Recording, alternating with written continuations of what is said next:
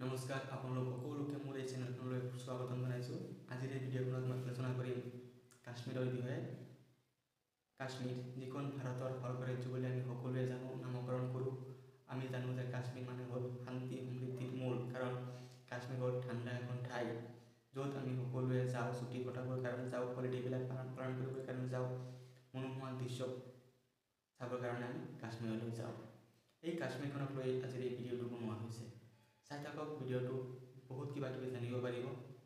বলক আমি ভিডিঅ'টো আৰম্ভ কৰোঁ। কাশ্মীৰ, যিখন কাশ্মীৰৰ কথা মই ক'ম, সেই কাশ্মীৰখন হ'ল সম্পূৰ্ণ কাশ্মীৰ। কাশ্মীৰ যিখন আছে বৰ্তমান ভাৰতীয় মেপখনত, সেই কাশ্মীৰখন সম্পূৰ্ণৰূপে ভাৰতৰ অংশ, সম্পূৰ্ণ ভাৰতত নাই। ইয়াৰ 30% ক'ত আছে? পাকিস্তানে লৈ গৈছিলে 1948 চনতে। পাকিস্তানে POK যিখন অংশ আছে, ই কাশ্মীৰ অংশ আছিলে, কিন্তু বৰ্তমান এখন পাকিস্তানৰ অংশ হৈ গ'ল, যাৰ ৰাজধানী হ'ল মুজাফৰাবাদ।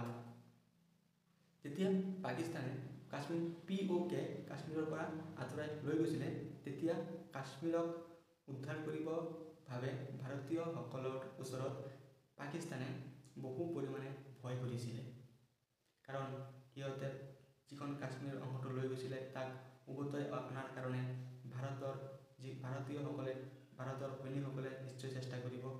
তাৰ কাৰণে এই POK যিখন আছিলে তাৰ ওচৰে পাঁজৰে কেইখনমান এয়াৰবেছ মুকলি কৰিছিলে, আৰু সেই এয়াৰবেছসমূহৰ ভিতৰত কেইটামান এয়াৰবেছ আছিলে। যিখন প্ৰথমটো আছিলে গিলগিট এয়াৰবেছ, যিখন পাকিস্তানৰ নিজে বনাইছিলে, আৰু এখন আছিলে স্কাৰ্ডু এয়াৰবেছ, যিখন পাকিস্তানে আমেৰিকালৈ ভাড়া দি দিছিলে, আৰু ইয়াৰ লগতে আৰু এখন এয়াৰবেছ বনাইছিলে যিটো আছিলে চাংস্ক্ৰাম ভেলী। পাকিস্তানে ভাৰতক ইমানেই ভয় কৰে যে পাকিস্তানে ভাৰতৰ পৰা বাচিবৰ কাৰণে যিখন স্কাৰ্ডু এয়াৰলাইন আছিলে, সেই এয়াৰলাইনখন আমেৰিকালৈ ভাড়া দি দিছিলে, কাৰণ পাকিস্তানে ভাবিছিলে আমি যদি কাশ্মীৰক দি দিওঁ, তেন্তে হয় সদায় আমেৰিকাই আমাক সহায় কৰিব, আৰু আমেৰিকাৰ এয়াৰবেছখিনি ইয়াত আহি নামিব, তেতিয়া ভাৰতে আমাৰ ওপৰত সহজে আক্ৰমণ কৰিব নোৱাৰিব। সেইটো ভাবি পাকিস্তানে স্কাৰ্ডু এয়াৰবেছখন আমেৰিকালৈ ভাড়া দি দিছিল। আৰু পাকিস্তানে ইয়াতো ভয় কৰিছিল যে যদি আমেৰিকাই ইয়াত আহি এয়াৰবেছখন বনাই লয়, ইয়াতে এয়াৰবেছখন থাকে, যদি পাকিস্তানে আমেৰিকাই যদি আমাৰ ওপৰত হামলা কৰি দিয়ে, তেতিয়া আমি কি কৰিম? তাৰ কাৰণে কি কৰিছিলে, লগতে থকা অলপ দূৰত থকা এখন এয়াৰবেছ আছিলে, যাক আছিল চাংস্ক্ৰাম ভেলী, যাক পাকিস্তানে ফ্ৰীত আৰু এনেই, কোনো ভাড়া নহয়, এনেই চাইনাক দি দিছিলে। আৰু তেতিয়া কি কৰিছিলে, সিহঁতে এই আমেৰিকা আৰু চাইনাৰ ওপৰত নজৰ ৰাখিবৰ কাৰণে ইয়াৰ লগতে এখন নতুনকৈ এয়াৰবেছ পাকিস্তানে নিজে বনাইছিলে, যাৰ নাম আছিলে গিলগিট এয়াৰবেছ। আৰু এনেকৈ ভাৰতৰ ওপৰত পাকিস্তানে নজৰ ৰাখিবলৈ আৰম্ভ কৰিলে। এনেকৈ চলি থাকোঁতে ভাৰত আৰু পাকিস্তানৰ মাজত যুদ্ধ আৰম্ভ হৈ গৈছিল। যুদ্ধৰ যেতিয়া ভাৰত আছিল শান্তিপ্ৰিয় ৰাষ্ট্ৰ, ভাৰতে কোনো ৰাষ্ট্ৰক সদায় আগতে আক্ৰমণ কৰিব নিবিচাৰে। যেতিয়া পাকিস্তানে ভাৰতক আক্ৰমণ কৰিছিলে, তেতিয়া ভাৰতৰ প্ৰধানমন্ত্ৰী আছিল অটল বিহাৰী বাজপেয়ী। অটল বিহাৰী বাজপেয়ীয়ে যেতিয়া পাকিস্তানত গৈছিলে, পাকিস্তানত গৈ তেতিয়া কথা পাতিবলৈ চেষ্টা কৰিছিল যে আমি যুদ্ধ কৰিব নালাগে, শান্তি হৈ চুক্তিৰ মাধ্যমে সকলোবিলাক সমস্যাৰ সমাধান কৰিব বিচাৰোঁ। তেতিয়া সেই সময়ত পাকিস্তানৰ প্ৰধানমন্ত্ৰী আছিলে নৱাব শ্বৰীফ।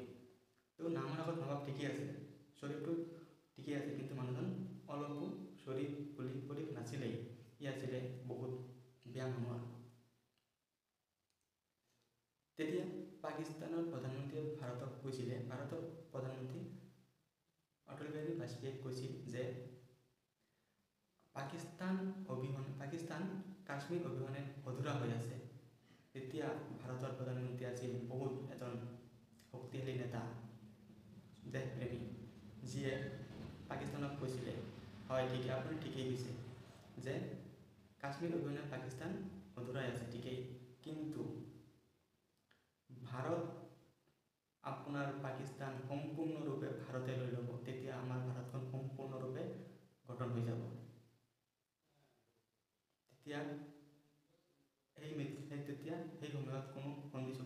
নাছিলে। পিছত কেইদিনমান পিছত পাকিস্তানৰ এজন ৰিপৰ্টাৰে তেতিয়া অটল বিহাৰী বাজপেয়ীক ইণ্টাৰভিউত কৈছিলে, আপুনি মোক বিয়া কৰি লওক, বিয়া পাতি লওক। তেতিয়া অটল বিহাৰী বাজপেয়ীয়ে কৈছিলে যে ঠিক আছে মই আপোনাক বিয়া পাতি ল'ম, কিন্তু দহেজ মানে যৌতুক হিচাপে মই আপোনালোকৰ সম্পূৰ্ণ পাকিস্তানখনেই বিচাৰোঁ। তেতিয়া কি হৈছিলে, তেতিয়া এনেকুৱা কোৱাৰ পিছত সিহঁতেতো বিয়া নাপাতেই, 60-70 বছৰ বয়স বুঢ়া মানুহে বিয়া পাতিব নেকি। তথাপি পাকিস্তানৰ লগত যিখন হয় নেকি ভাৰতৰ চৰম শত্ৰু, তেতিয়াৰ পৰাই পাকিস্তানে গম পাইছিল ভাৰত হয়, ভাৰত পাকিস্তানৰ বাপ হয়, আৰু আমি সদায় ভাৰতীয় হিচাপে গৰ্ব অনুভৱ কৰোঁ।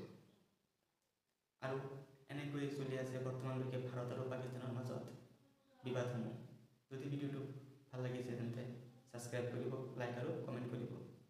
এই ভিডিঅ'টো কোনো ৰাজনৈতিকভাৱে বনোৱা হোৱা নাই, এনেই মানে মই ভাবিছিলোঁ যে কাশ্মীৰক লৈ কিবা এটা বনাবলৈ চেষ্টা কৰোঁ, সেইকাৰণে বনাবলৈ ট্ৰাই কৰিছোঁ। ধন্যবাদ।